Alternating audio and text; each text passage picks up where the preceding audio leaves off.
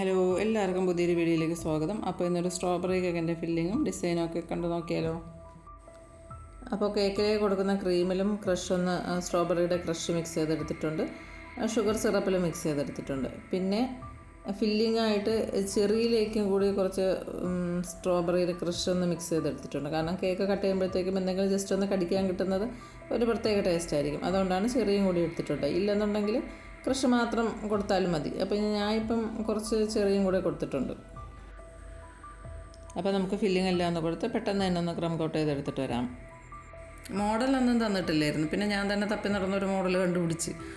നമ്മൾ ആദ്യമൊക്കെ കേക്ക് ചെയ്യുന്ന സമയത്തൊക്കെ ഒരു ഫോട്ടോ കണ്ടുപിടിച്ചിട്ട് നമ്മളത് ചെയ്തെടുക്കും. പക്ഷെ നമ്മൾ ഫോട്ടോ കാണുന്നതൊന്നും നമ്മൾ ചെയ്ത് തീരുമ്പോഴത്തേക്ക് വേറൊന്നും ആവുമായിരുന്നു ആദ്യ സമയത്തൊക്കെ. ഇപ്പോൾ കുറേയൊക്കെ മാറ്റം വന്നിട്ടുണ്ട്.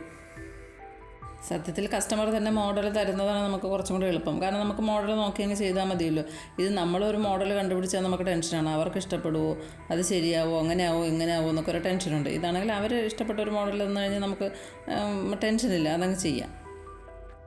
നമ്മൾ ചെയ്ത ഫോട്ടോസ് അയച്ചു കൊടുത്ത് അതിൽ നിന്ന് സെലക്ട് ചെയ്യണേക്കാളും കുറച്ചും കൂടെ നമുക്ക് വേറെ ഫോട്ടോസ് കിട്ടുന്നതായിരിക്കും കുറച്ചും കൂടി നല്ലത്. എനിക്ക് അങ്ങനെ ചെയ്യുന്നതാണ് കുറച്ചും കൂടെ ഇഷ്ടമായിട്ട് തോന്നിയിട്ടുള്ളത്. കാരണം നമുക്ക് വെറൈറ്റി ചെയ്യാമല്ലോ. നമ്മൾ ചെയ്ത മോഡൽ തന്നെ വീണ്ടും ചെയ്യുമ്പോഴത്തേക്ക് എനിക്ക് അത്ര ഒരു ഇത് തോന്നില്ല. കാരണം നമുക്ക് വേറെ ഫോട്ടോസ് കിട്ടുകയാണെന്നുണ്ടെങ്കിൽ നമുക്ക് ചെയ്തിട്ടില്ലാത്ത മോഡൽ ചെയ്യാമല്ലോ. കുറച്ചും കൂടെ ഒന്ന് പരീക്ഷണങ്ങൾ നടത്തി നോക്കാമല്ലോ. അങ്ങനെ ഒരു ഇതുണ്ട് എനിക്ക്.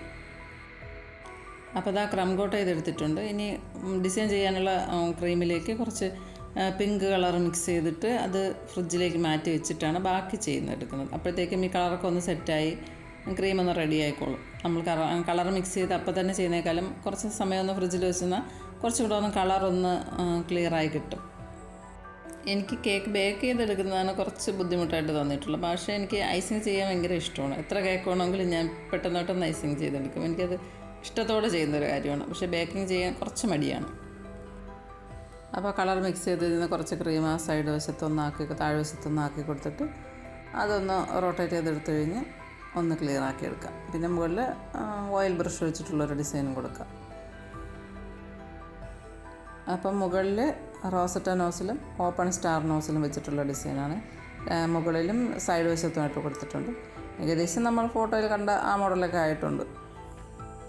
നെയിം എഴുതി കൊടുത്തു കഴിഞ്ഞപ്പോഴത്തേക്കും കുറച്ച് ഭാഗം ഒന്ന് ബ്ലാങ്കായി കിടക്കുന്നത് പോലെ എനിക്ക് തോന്നി. അതുകൊണ്ട് ഞാൻ പിന്നെ അവിടെ ഒരു ചോക്ലേറ്റിൻ്റെ പീസ് വെച്ച് കൊടുത്തിട്ടുണ്ട്. പിന്നെ ഗോൾഡൻ ഡസ്റ്റ് വെച്ച് അതിനകത്തൊന്ന് ബ്രഷ് ചെയ്തെടുത്ത് ഗോൾഡിൻ്റെ ഷുഗർ ബോൾസുമാണ് ഇട്ട് കൊടുത്തിട്ടുള്ളത്. അപ്പോൾ സബ്സ്ക്രൈബ് ചെയ്യാത്തവരുണ്ടെങ്കിൽ ഒന്ന് സബ്സ്ക്രൈബ് ചെയ്തേക്കണേ.